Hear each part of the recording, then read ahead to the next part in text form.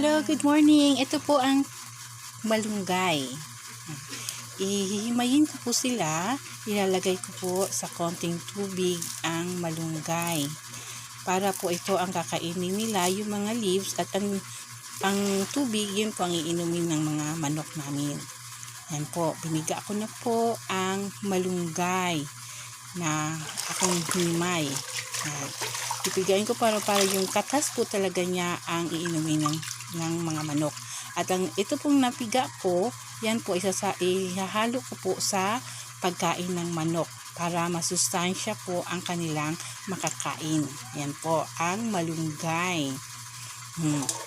Yan. Sasalain ko na po ang tubig para po mainom ng manok namin at para spray ko rin sa aming mga tanim ang tubig niyan na malunggay. Yan po. Wow, masustansya. Yan, ihahalo ko na po ang malunggay sa may kanin at konting feeds. Yan po. Hinalo ko na po at pupunta na po ako sa manok. Ipapakain ko na po sa kanila. Yan, nag-aagawan pa po sila.